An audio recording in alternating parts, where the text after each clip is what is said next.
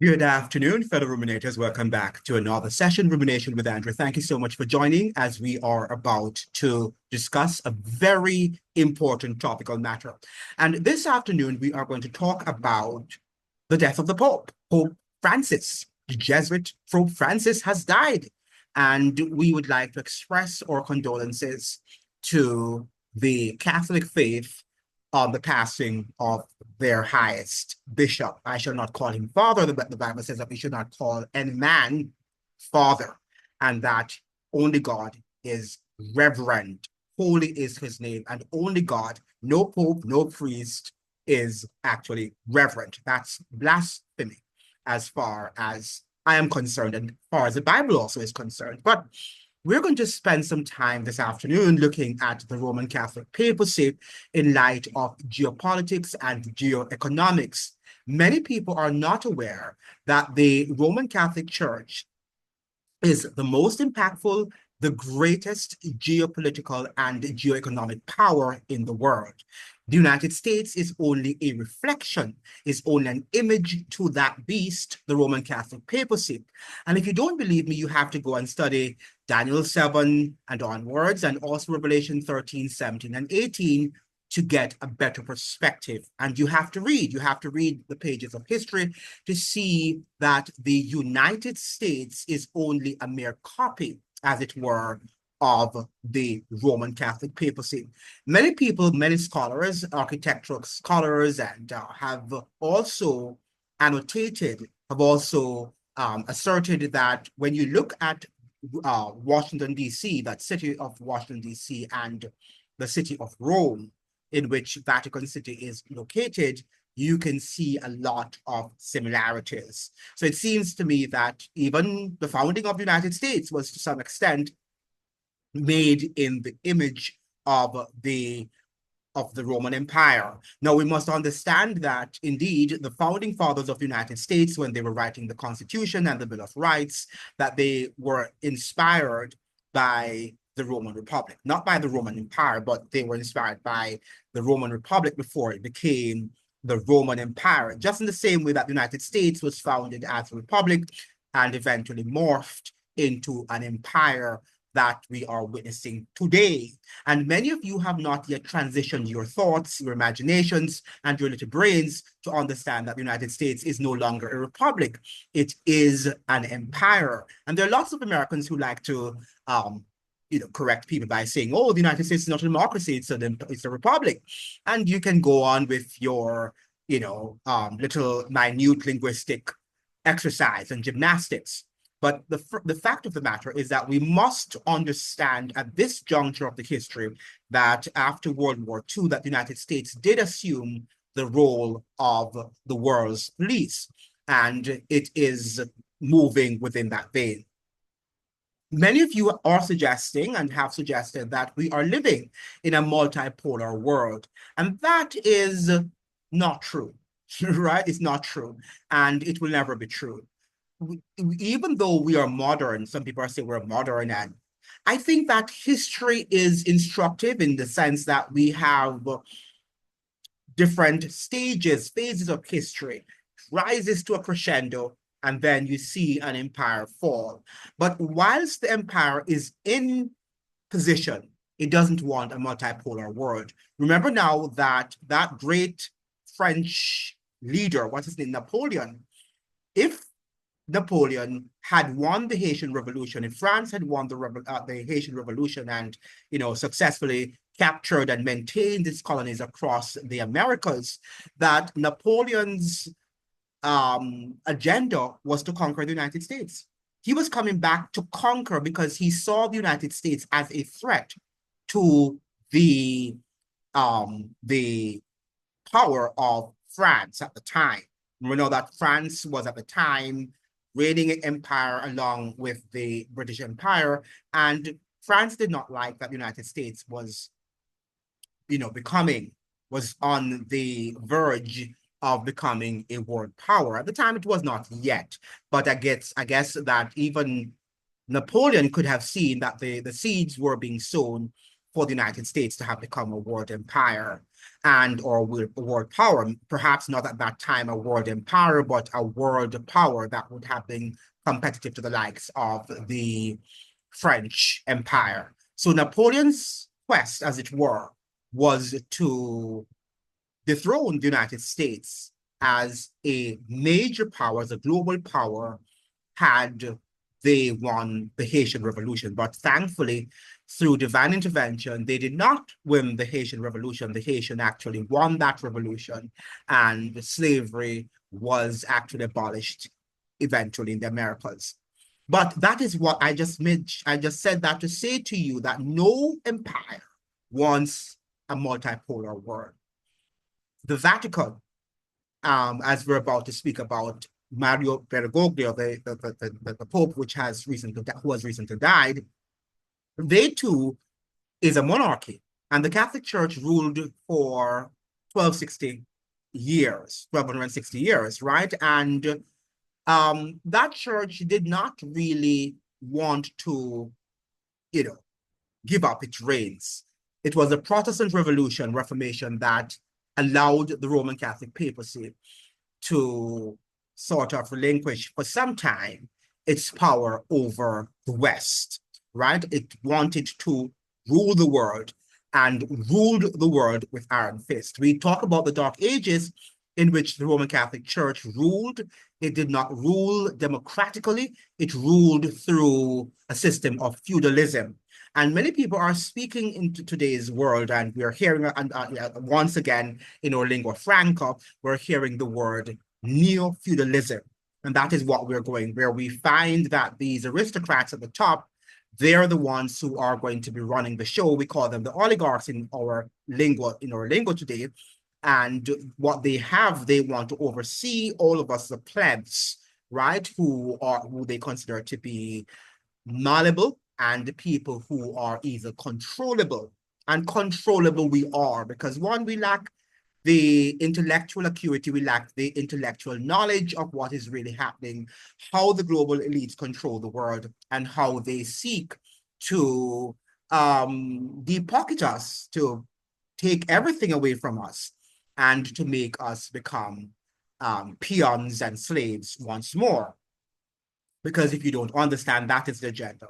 And for that reason, we see Trump, and not only Trump, but all of them, including the Barack Hussein Obamas, who actually, through his TARP program, he actually helped, as it were, the same people who caused the financial meltdown in 2008.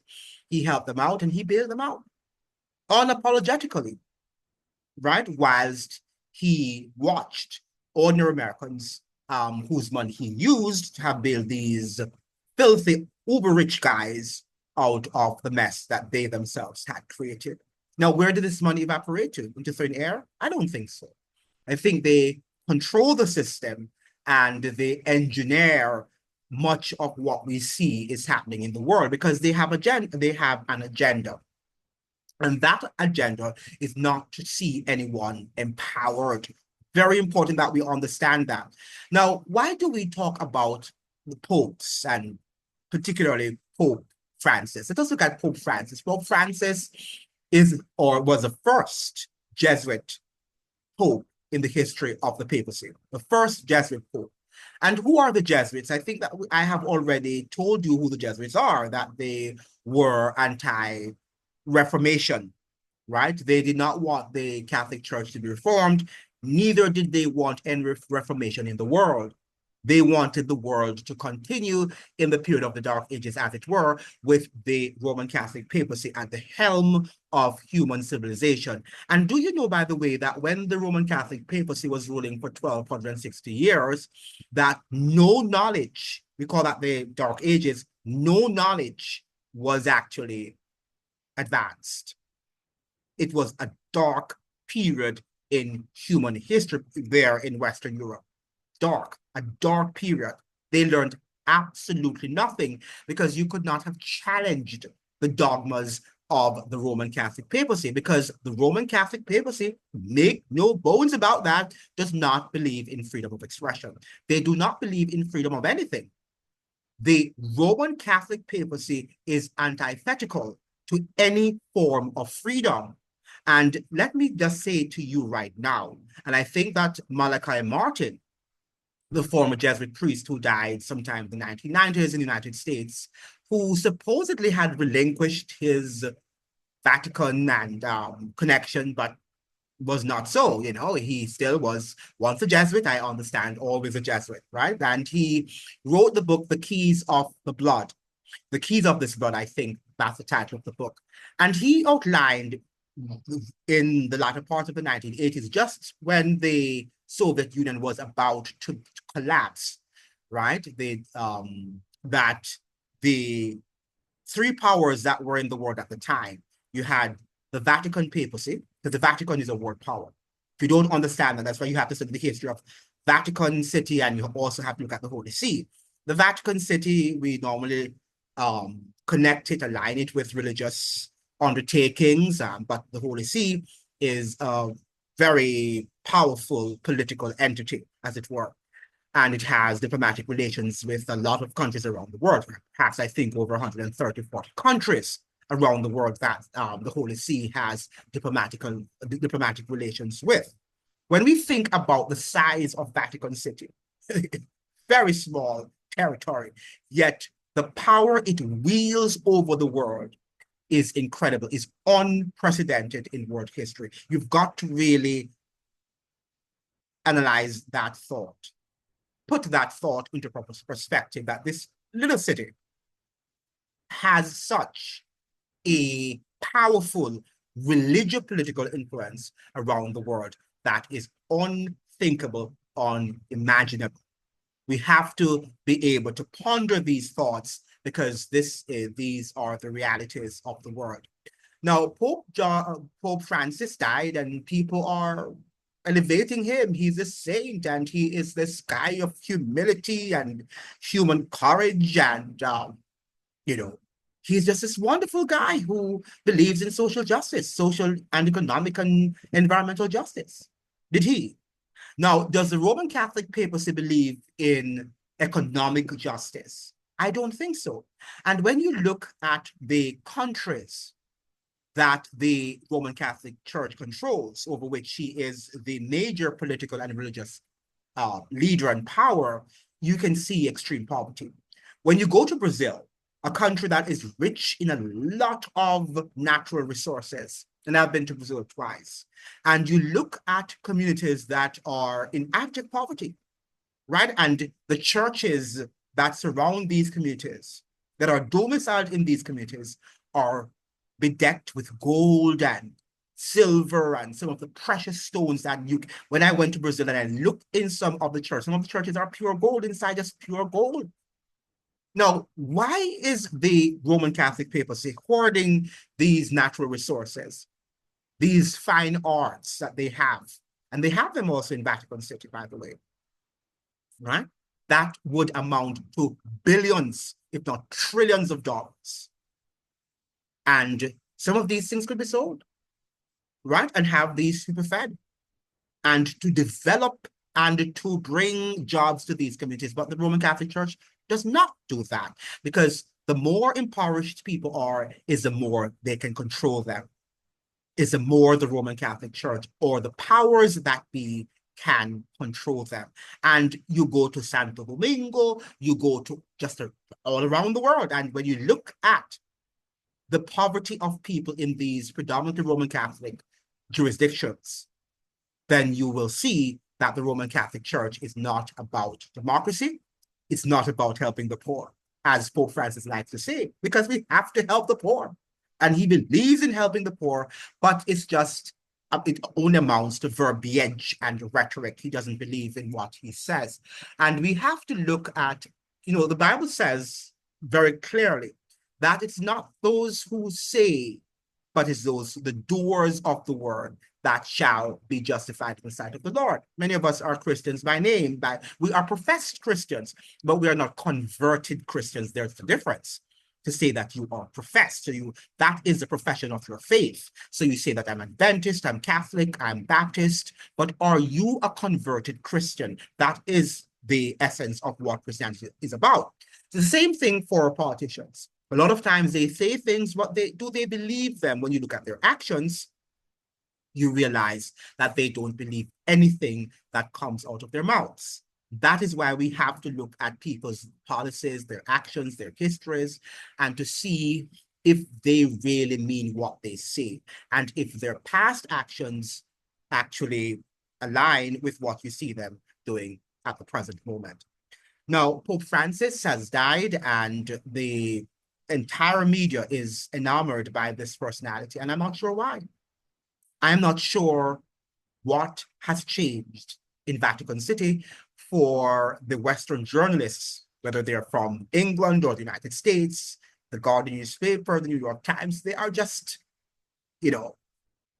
praising him, lauding him, as if this guy was a great spiritual leader when he was a Jesuit Pope, which is against all the freedoms that we can ever imagine, because that was the main thrust of the Jesuit order, to dethrone any freedoms that the Protestant Reformation had bequeathed to the Western world and the world at large.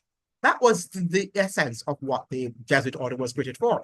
And they see that their motto is by any means necessary. So even if they have to kill a child, even if they have to kill their own wives, even if they have to dethrone their own government, by any means necessary, they've got to do it. So this Pope Francis is no saint as they're making him out to be. Now, when you look at Argentina, because not only was he a Jesuit, but he was the head of the Jesuit order in Argentina, where he was born. Now, remember now that Jorge Mario Bergoglio was actually born in Argentina. So he is the first Latin American Pope, first Jesuit Pope, and the first Latin American Pope, right? So that's something very interesting. Well, his parents emerged actually from Italy. So if you want to say, well, by descent, he is Italian, well, but when I say first Latin American, I mean that he was not born in Italy, his parents were, but they fled Italy when that dictator there, forgot his name, actually came to power, Mussolini, and then they fled to Italy. Now, when you read the history of what happens or what happened in Italy under Mussolini, and the same thing under Adolf Hitler, you realize that the popes and the Roman Catholic papacy were involved.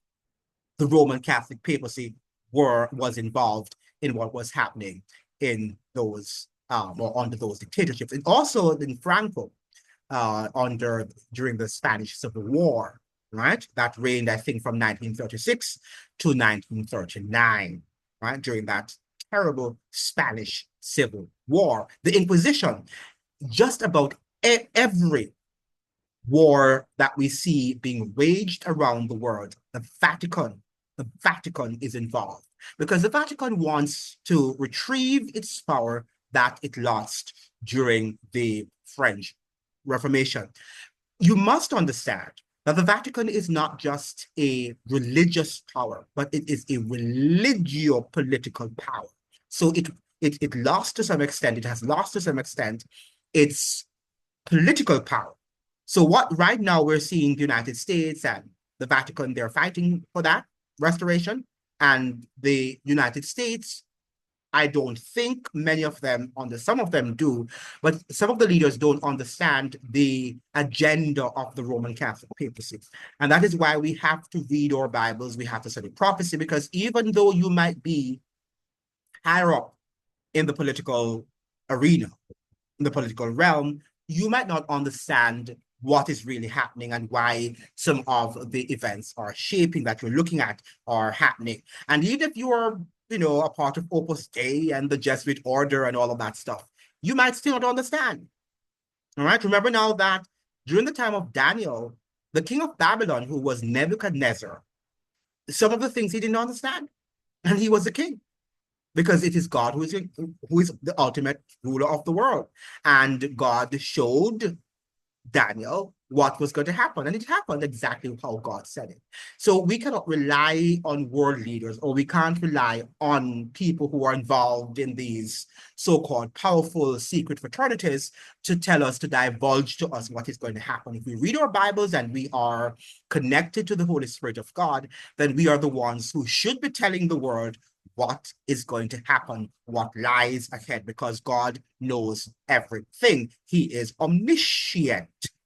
He knows everything. Nothing happens in this world or in the universe, by extension, that God is not aware of. Must understand that. But Bergoglio, which is Pope Francis, a Jesuit Pope, one who was also involved, well, allegedly, in the dirty war, La Guerra Sucia in Argentina, right? He was involved. Well, people say allegedly, but there is compelling evidence that Pope Francis, at the time, Jorge Mario Bergoglio, was involved. He was a cardinal in Argentina, was involved in that dirty war in which many Argentinians were missing, were disappeared. And because they were actually so-called communist, left-wing people, and he wanted to, you know, he wanted to have gotten rid of, as it were, to wash away all of the progressive ideologies in Argentina, under the rubric of they were communist, right? As we see sometimes happening in the United States, right? We ought not to be thinking that we occupy seats of a higher morality than other people, because we're living in a secular world, and we don't need people to impose their religious or their moral perspective. Yes, there are certain basic morals that need to be imposed upon us, like you should not lie, you should not rape anyone, you should not definitely do things that will pose a threat, you should not kill. So there are some basic moralities, but in terms of how people think, in terms of they want to be a communist or if they want to be a capitalist, we should not think that because we're capitalists that we are more superior to the one who thinks that he's a communist or a socialist, right? We should not think that way, and we shouldn't have our leaders, a very, very dangerous trend or example that they set when they, begin to look on the other, just like Trump is doing, as a dangerous threat, like the immigrants, right? The illegal immigrants, they are a threat to national security, and they're criminals. That is what Trump is actually doing right now in the United States. He is criminalizing, as it were, illegal aliens, as he terms them to be, or illegal immigrants. Now, Bergoglio, that is Pope Francis, who later became Pope Francis in 2013 at the resignation of Benedict XVI. Benedict XVI decided to retire very early and suddenly in 2013, and Bergoglio took over and became Pope Francis, the first Jesuit priest, not priest, but Pope in the history of popery, in the history of the Roman Catholic papacy. Now, Pope Francis was very controversial, right? It was highly controversial. And I really wonder, when I look at the news, what the founding fathers of the United States and the people who lived in the United States during the 18th, 19th centuries, what would they have been saying when they look, and the early 20th century also, when they see what the United States citizens are doing in terms of their lack of understanding of the Roman Catholic papacy? Because in the 18th and 19th century and the early part of the 20th century, Americans understood what the Roman Catholic papacy was all about, and they feared that the United States would eventually be ruled and governed by people who are largely Catholics or of Catholic origin. And that's what is happening right now. When you look at the United States and you see what is happening, you see that Joseph Biden, second Catholic president, Donald Trump, who identifies as, I think, as Presbyterian, but when you look at his history, he actually went to Fordham for 2 years, and that's a Jesuit university. If you look also at Trump and his, verbiage, his rhetoric about the Catholic faith, you will realize that he says that he's there to do what the Catholic Church wants him to do, right? He says that he loves the Catholic faith and he will do whatever they command him to do. Don't think that the disparity that you see and the differences between the Vatican City and, in terms of differences, in terms of immigration and so forth, is a great, is anything to mope about and to think that it's dividing them. They are more united than they are divided. When we look at also what we call the illegal immigrants, most of whom are what? Latinos, and they are Catholics. So you can see that there is an agenda in the United States to change, to transform, as it were, to alternate the demography in the United States and to make it a predominantly Catholic jurisdiction. And when you have a predominantly Catholic jurisdiction, then you're going to see that many of the laws that the Catholic Church hold dear to it, which do not include freedom of expression, freedom of thought, freedom of worship, freedom not to have your person or your house be searched, then these things are going to happen. We can see that an onslaught of these things happening already, where the police can just show up and, I understand recently that a US citizen bearing a Latino name was actually apprehended by the police in Florida.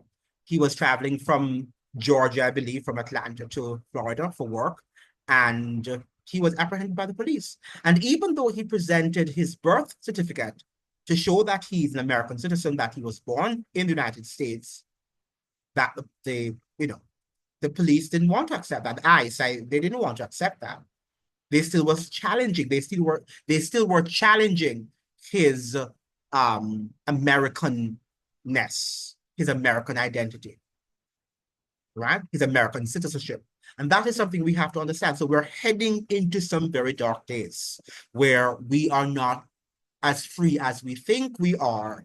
And where are many of these policies coming from? And who is behind the scenes controlling the formation and the strengthening of these policies? And I will tell you, the Roman Catholic papacy. But before I go into this brief writing by Avro Manhattan, and Avro Manhattan was a very high-up Catholic official. I think he was a Knight of Malta. He belonged to that organization. It's a very powerful organization in the Catholic faith. I have a Knight of Malta or the Knight of Columbus. And he wrote about some of the objectives, I should say, the future agenda of the Roman Catholic papacy. Long ago in the 20th century, he wrote about what the purpose and what the agenda of the Roman Catholic papacy was. But before we look at that, I was, harping on the point that it is disappointing to see how US leaders are not particularly aware of the objective of the Roman Catholic papacy and the role that the Roman Catholic papacy and the United States as well will be playing in last day prophecies, in our last days as we see it. The Russians are not going to play that role. The Chinese are not going to play that role. And I would even dare say that the famous person that they are thinking will replace Pope Francis is Pietro Parolin. And he is Italian, and he was, responsible. He was actually the secretary, the Secretary of State of the Vatican, or to the Vatican, which is a very, very high role. Next, I understand, in line to the papacy, to the Pope. So he will, if you are a Secretary of State of the Vatican City, it means therefore that you're Prime Minister, you're second in line to the Pope. So, and I understand that he's very instrumental in, brokering peace around the world, including in the Middle East. He's a Middle East expert.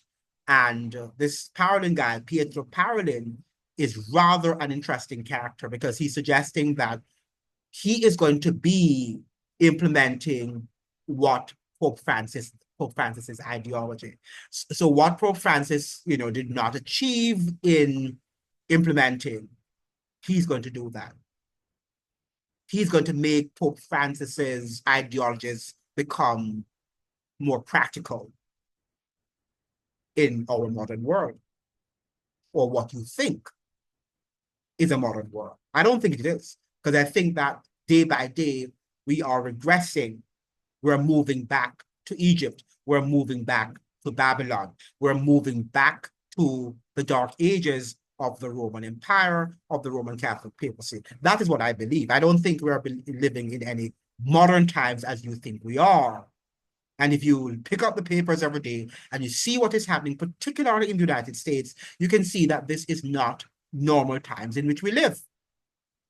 And that there are people behind what you see.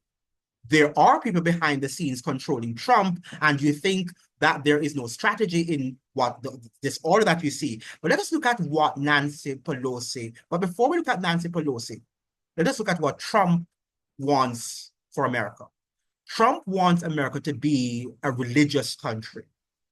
And America was not made to be a religious country. It was founded on Christian principles, but it was not made to be a religious country. You should be free if you want to adhere to a religious sect or if you do not. That were the principles on which the United States, was founded. But we find now, because the left had totally eradicated all the principles or wanted to eradicate all the principles or the Christian principles that, that have been established over the years in the United States, I should say, that the right now under Trump is seeking to go to the other extreme of the pendulum. And he's suggesting that the United States needs to be a religious, and he's there to build that momentum of a Christian nation. Let me see if I can open it and show you what your boy here, Donald J. Trump, was suggesting. Let me take this out and share my screen with you so that you can see what is going on. So share a screen and listen to Trump. And this was given on Easter Day, on Easter, the Easter vacation, whatever you call it. Honoring Jesus Christ, and we're going to honor Jesus Christ very powerfully throughout our lives, all throughout our lives, not just now, all throughout our lives. We're bringing religion back in America. We're bringing a lot of things back, but religion is coming back to America. That's why you see the kind of numbers that you see, the spirit, and the kind of numbers that you see. So we're going to come down and join you right now, but I just want to wish everybody once again, happy Easter, and enjoy your lives. We're going to have a great 4 years. Right. So he says that he wants to bring back religion. Let me see if I could turn it up because it was sort of very low. Not sure why it's so low. To see if you could hear a little bit better.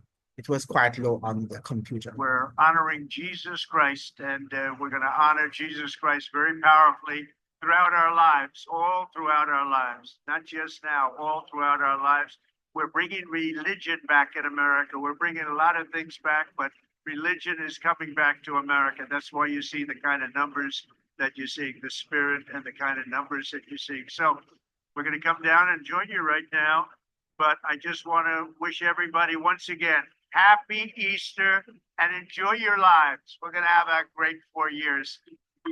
Okay, so Trump is suggesting that we're going to have a great 4 years, re-establishing religion, making religion the bedrock, the cornerstone of the United States. Now, is that constitutional? No, it is not constitutional. And Trump is actually, along with other US presidents before him, were day by day. But he has accelerated the process, shredding all the principles of the United States Constitution. These guys are serious. If you are not serious, these guys are serious. And this, I'm sure, Pope Francis will be happy about. Remember now that Pope Francis also went to the United States in 2015, where he actually addressed both sessions of Congress, and they treated him like a god. Congress was happy to have a pope that they understood was the leader of the Roman Catholic Church in their Congress, in the People's Congress, addressing both sides of Congress and lecturing them on, poverty and climate change and all the things that he desired them to learn about and to implement in the United States and around the world. Pope Francis was no ordinary man. He was a Jesuit Pope. He was a dangerous man. And if you study the history of the Jesuits, you'll understand why I say that he was a very dangerous person. And for the likes of me, I am not understanding why mainstream media and the likes of the world are just, so in awe of this man. This man was so saintly. Now listen to what, what's her name? Nancy Pelosi, who is Speaker Emerita of the House, of the Democratic House. Let us listen to what she has to say. I'm not sure if I can pull it up. Am I here? It might not be pulled up at this time. Seems like I did not have this there. Oh, Lord. I have to see. But she was very interested. She also had an extremely something she was talking about the Pope, in which she suggested that let me see if it's this, is that he's almost like a god to her. Yeah, I think I'm pulling it up now. So I'm going to see if I can get it up. And okay, yes, let me share my screen with you here and see what Nancy Pelosi is saying. I mean, she is just enamored, or was, because now he's now deceased. But even now that he's dead, she's suggesting that she can also pray to him, right? Which is something very interesting to know that, to suggest that we're living in modern times, and you're suggesting that you can pray to a dead man. Wow, that's fascinating. Listen to what she's going to say. Paul and I and our children have been with His Holiness some total of 4 times. Sometime with some of the grandchildren, other time others, and then just on a long visit with him, where he spoke about immigrants and refugees again and again, something that was very such a high priority for him. Of all the times that we met him, he would always say, "Pray for me." Whether he was leaving the Capitol or with my grandchildren, whatever, he would say, "Pray for me," and we'd be like, "Well, no, you're the one. Should be praying for us. No, pray for me." And now we will pray to him. He was a saintly man, cared about faith, hope, and charity and peace. He was a blessing to the world and to the Catholic faith. Wow. So they are sanitizing Pope Francis. Oh, did I share it with you? I don't think I did share it with you. I think I might have to. Wow, I did. Yeah, I did. So I can stop sharing. Right. Right. So they are sanitizing, as it were, Pope Francis's image and making him out to be a saint. Right? This guy was a saint according to them, believe in faith, hope, love, and charity and peace.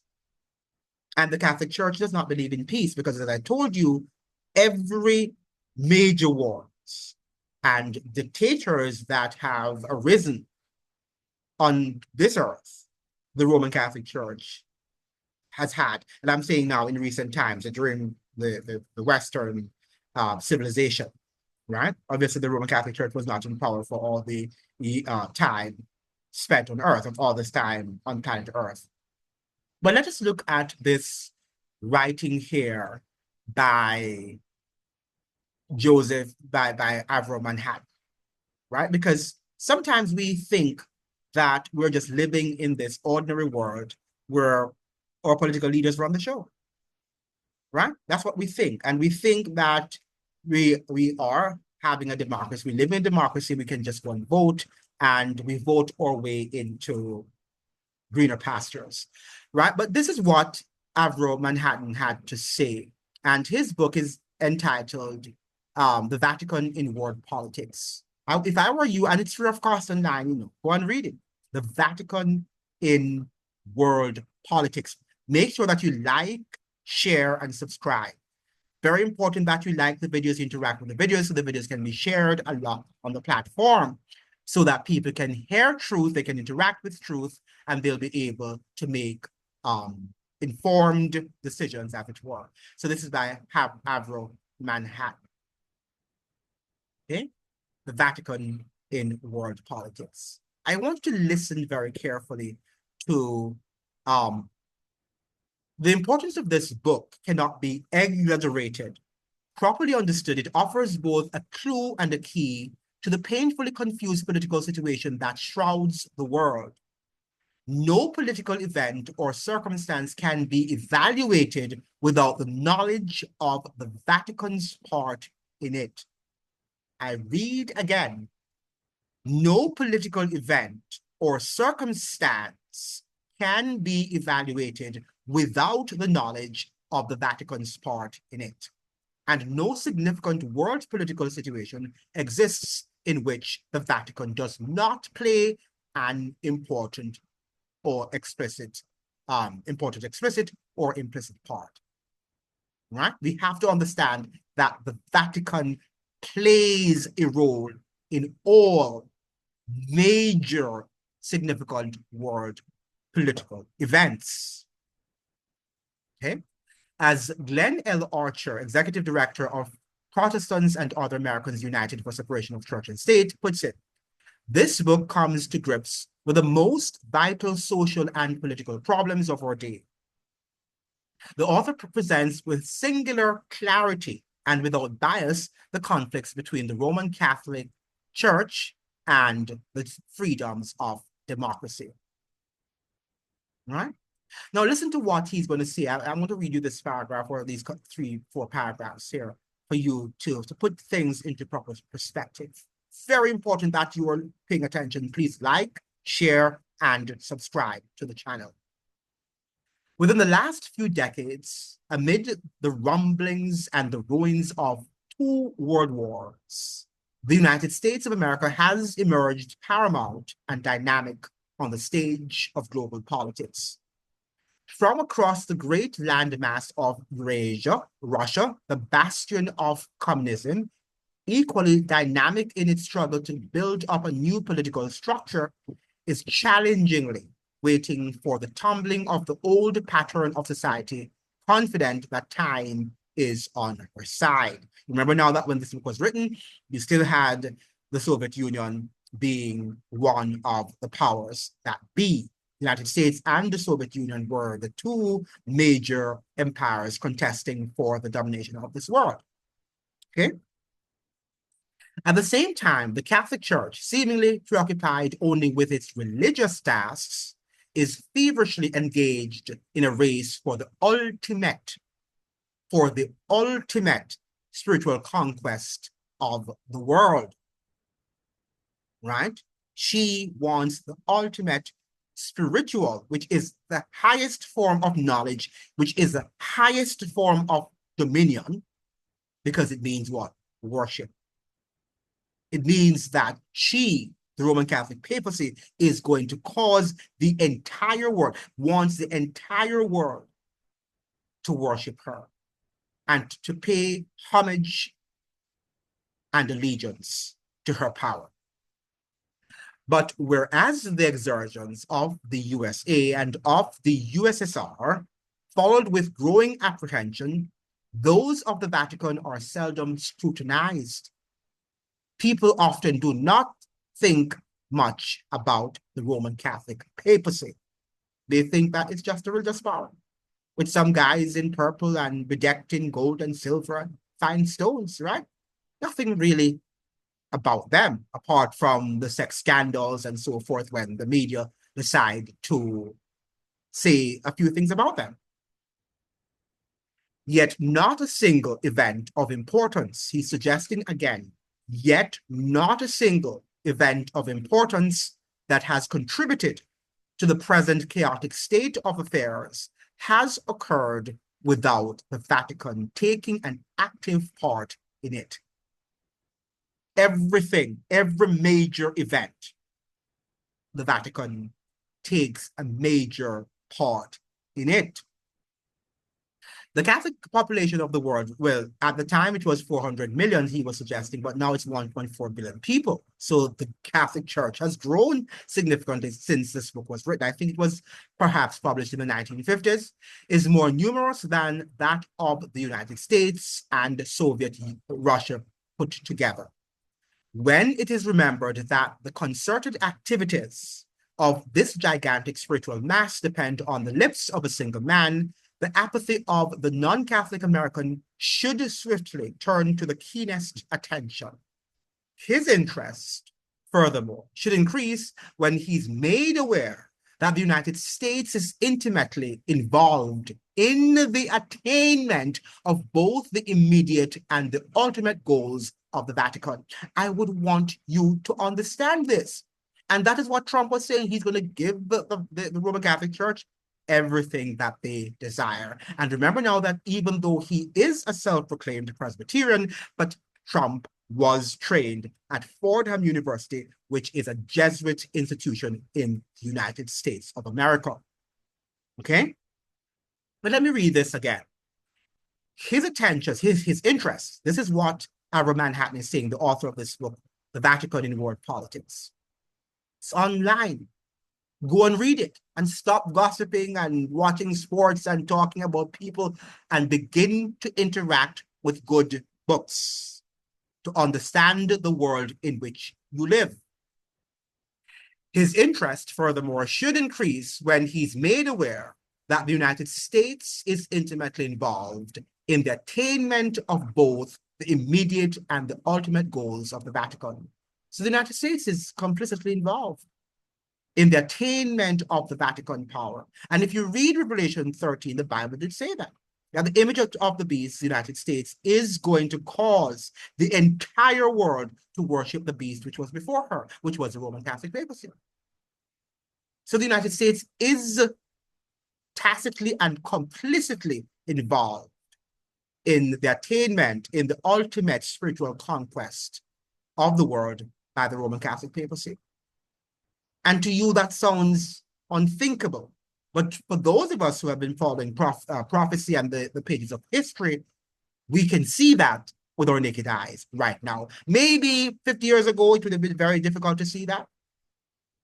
But particularly after 9/11, we can see that.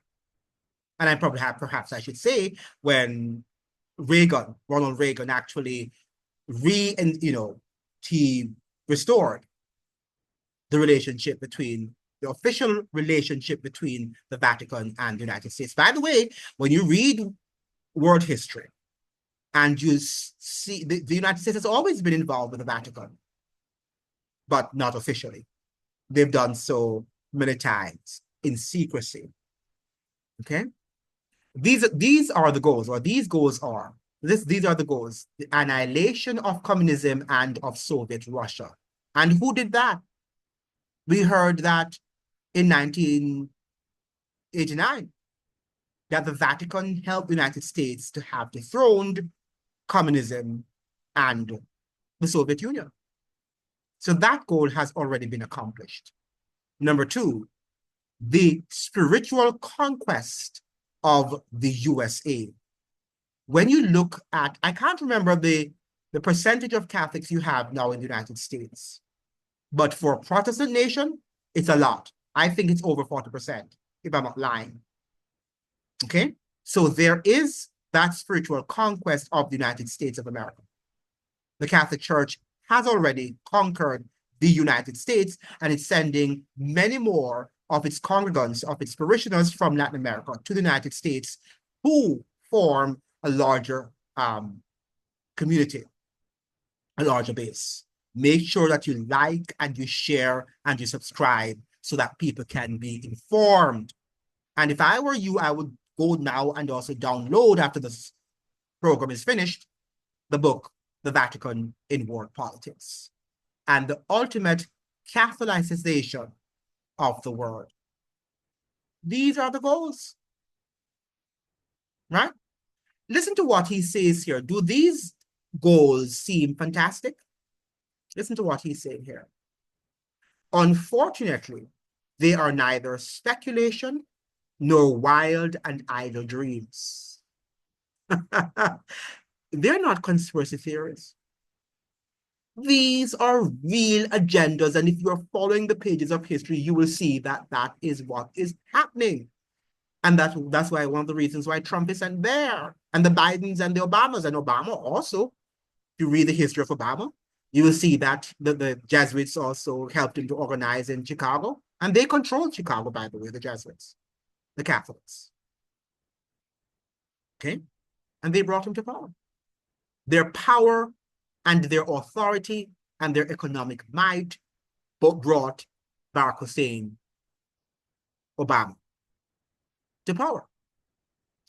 They are as indisputable and as inextricably a part of contemporary history as the rise of Hitler, the defeat of Japan, the splitting of the atom, the existence of communism.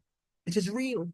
Indeed, the inescapable alternative by which mankind today is confronted is not whether this will be the American or the Russian century, but whether this might not, after all, become the Catholic century. As we can see, the United States power is waning in history, right? But it will be powerful because the Bible has suggested that these two great powers, the Roman Catholic papacy and the United States, are going to cause the entire world. And that's why this guy is right. There is going to be a spiritual conquest, not by the United States because it has lost its moral authority. In fact, if you listen to many of the United States presidents, they suggest that the Pope, whatever Pope is alive, is the moral authority. From the Clintons to the Obamas, to the George W. Bushes, to Donald Trump. And they all go there to the Vatican to bow down and to worship him. And people are suggesting that J.D. Vance went to the Vatican and caused the Pope to have died, and all that's nonsense. I mean, the news that was coming from the Vatican, sometimes you really wonder who Vance was really looking at. Was he looking at the devil or was he looking at Pope Francis? I don't know, because there were so many images of Pope Francis from December, from ever since he took ill, going on to this year, in which every time it was the same news, he was getting better, but he was not able to see people. He had improved, but he was not able to see whomever he should have seen. I mean, the news were just conflicting, and they were phony. If you should ask me, they were phony. So I was not particularly surprised yesterday when I woke up. Well, I did not even check the news until after the afternoon. Yesterday I was, running a few errands, and then around about 12 o'clock, which is very unusual for me to check the news, I saw that the Pope had died. And I said, I have to present something today to you about the Pope.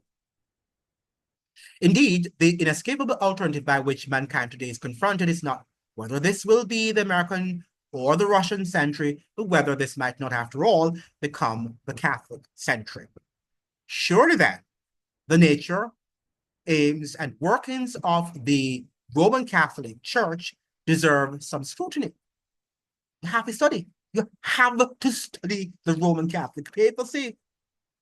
It is not just a Seventh-day Adventist doctrine. This is a doctrine. This is a part of history. It's it's a very important part of history that should be studied. The American citizen, perturbed by the past, bewildered by the present, and made increasingly anxious about the future. And this was in the 1950s. They were not so much perturbed about the past and anxious about the future. Probably they were having a great time in the 1950s, post-World War II. Because when we got to the decade of the 1960s, that problem started to occur in the United States because of the war in Vietnam, and the United States started to decline economically because of the huge sums of money spent on the Korean Wars and all the other wars that the United States was waging. And it had to reform and to refashion the economic infrastructure in the 1970s by pulling away from the gold standard. Okay, so his destiny, as well as the destiny of the United States and indeed of mankind, has been and will continue to be profoundly affected by the activities of an institution which, although a church, is nonetheless as mighty a political power as the mightiest nation on the planet. Is the Roman Catholic papacy the richest, wealthiest church, nation state, whatever you want to call her, on planet Earth? I think she is. I think she is. And when you think about the natural resources that I've spoken about, And most of the countries in which she is perched, or the nations that serve her, like Ecuador and Colombia, and Brazil, Chile, all of these countries have great natural resources, right? And she controls them. And whatever she has achieved and stolen during slavery, because she controls slavery, she was the power. The Pope was the one who divided up the world between the West and the East, and told Spain, go to the West, and Portugal to the East. She was the one who divided and, told them that I am the authority. Go and explore, but make sure that you bring back some bounties, some gifts to the church, which controls you, and the ultimate owner of the resources, and the souls of men. And even the souls of men, you must convert these pagan people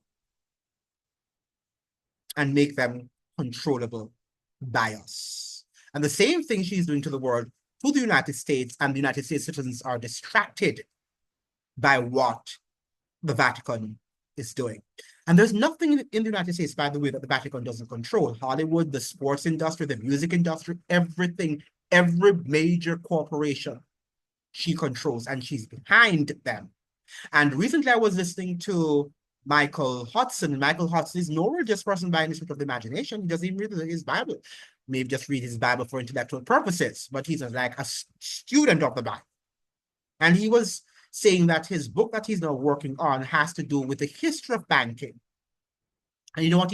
As he opened up his mouth, he says that, yes, and the Roman Catholic Church was the church that brought in the system of banking, which is the most corrupt system that we can ever imagine.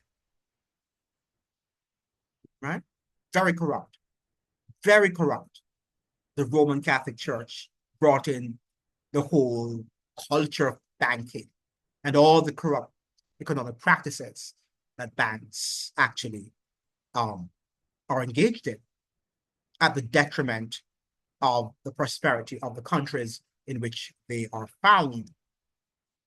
Very important that we understand these things. And I'm just spitting them out because years I have gathered these information. And I'm sorry that I don't have my library of books right beside me to refresh my mind on things that I have gathered up all around and all throughout the years.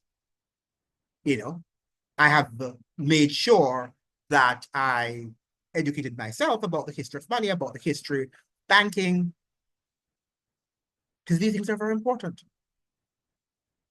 These things are very important. And I realized that when I was in school, that much of what we should have been learning are hidden.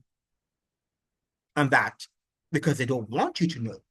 They want you to be a decent and a controllable, a malleable boy and girl.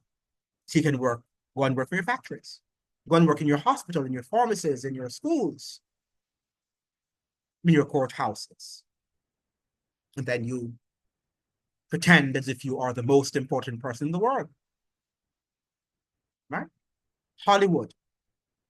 Do you know that people even call the CIA the Catholic Intelligence Agency?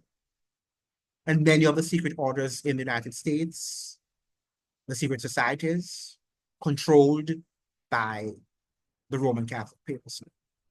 And sometimes you hear, wow, the Freemasons are taking over the Roman Catholic papacy. But is that true? Who controls Freemasonry? And all of these orders, the Jesuit orders and the Opus Dei, and all of these secret societies that you see people affiliating themselves with, aligning themselves with. Even some Christians are beginning to do that because it's a source of power. And your brother, your sister can help you to get a job and to position you to becoming a person of great importance. Controlled by the Roman Catholic papacy. But as I suggested before in this video, I said that one of the persons who I think, or well, the cardinal that I think perhaps will be the next pope, is Pietro Parolin. And this was an article written by The Trumpet. And I think The Trumpet is a Vatican publication, not Vatican, but a Roman Catholic paper, right? A Roman Catholic publication. Let us look what this is saying here about what they think about Pietro Parolin, who could wind up being the next or the future Pope of Rome. Next to Pope Francis, Pietro Parolin holds the second most powerful office in the Catholic Church. As Secretary of State of the Vatican, he manages its foreign relations. Last week, Parolin traveled to Lebanon, which is on the verge of a full-blown war with Israel. Parolin's reputation as a Middle East expert could give him greater prominence as conflict in the region continues. So he is a Middle East expert, according to what they're suggesting here. Last October, the Pillar asked, could Parolin be Pope? And answered, it seems increasingly likely. But the Vatican Secretary of State has not been elected Pope since Pius XII in 1939. And Pius XII was the Pope that is deemed to be, Adolf Hitler's Pope, right? Before Pius came into office, he already played a crucial role in the Catholic Church and European politics. Parolin is involved in politics with even more geopolitical scope. His power and potential make him a man to watch. No matter who the next Pope will be, the future of the Roman Catholic Church should concern us all, should it? Yes, it should, because there's nothing that happens in world event, major happenings that is, in which the Roman Catholic papacy is not involved. Very important that we begin to analyze these important information. Okay, make sure that you like and you share and you subscribe. Very important to do that too, right? It has been the most powerful international institution for almost 2,000 years. The United States is just in whatever, over how many years now? 250, over 270 whatever years. The Roman Catholic papacy has been in international affairs for over 2,000 years. With around 1.4 billion adherents and influence over governments worldwide, it can shape the future of politics. So Admiral Manhattan was not wrong. It can shape the future of politics. Despite all this power, the church is in crisis, as internal battle between reformers and traditionalists threatens to tear it apart. It has lost hundreds of thousands of members in its traditional stronghold of Europe. Francis has not resolved these core issues. So will he, if he should become Pope? We don't know. Okay. The Vatican says Parolin is an expert in matters concerning the Middle East. Most recently, he set his sights on solving the conflict between Hamas and Israel, right? So he's going to do that. Is he going to broker the peace between, Palestine and Israel? That is yet to be seen. And perhaps he will. And people will say the Roman Catholic Church has this magical power and we have to become Roman Catholics because the Pope was the one who brought about peace in the Middle East and perhaps between the Russians and the Ukrainians. Who to tell? Only history will tell. If Parolin became Pope, he would follow the footsteps of Pius XII. Parolin has praised the World War II Pope for his actions during the World War and has defended him against critics. In many ways, he has followed Pius's example in working with world governments. Listen to what this is saying. Pius XII, born Eugenio Pacelli, had an interesting resume prior to becoming Pope in 1939. He was the Vatican's ambassador to the Kingdom of Bavaria, starting in 1970. In 1920, he became the first apostolic nuncio to Germany, initiating diplomatic relations between Germany and the Vatican. Parolin visited Berlin, Germany in 2021 to celebrate 100 years of diplomatic relations delayed by a year due to coronavirus lockdown and stuff like that. So, I just wanted to just see how things are shaping up and how the Vatican does things. It looks back at history. And as we can see here, that just like Pius XII, Eugenio Pacelli, who was involved with Hitler and was Hitler's Pope and got his, the imprimatur of the Roman Catholic papacy to have killed so many Jews.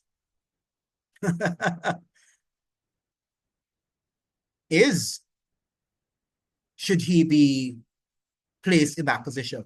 Is Pietro Parolin on his way to doing such a very evil deed? Will we see the total killing of the Palestinians, not the Jews this time, but the Palestinians in Palestine, if Pietro Parolin occupies the seat of the papacy? We don't know. Perhaps there will be peace. But based on what we saw during Hitler and under Pius XII, it is not a good sight. And the fact that Pietro Parolin has sought to be an apologist, I should say, has sought to be an apologist of Eugenio Pacelli, right? The fact that he has decided to be a major apologist of this former Pope should say something and speaks eloquently about what lies ahead for this world. I don't know about you, ladies and gentlemen, and I'm sure this video might have been long, but it's worth listening to. But it's time for you now to analyze and to examine the important role that the Roman Catholic Church plays in global politics. If I were you, I would also get a copy of Malachi Martin's book, The Keys of The Keys of This Blood, I think, right? The Keys of This Blood by Malachi Martin, and also The Vatican in World Politics by abovementioned. Get these books and read them.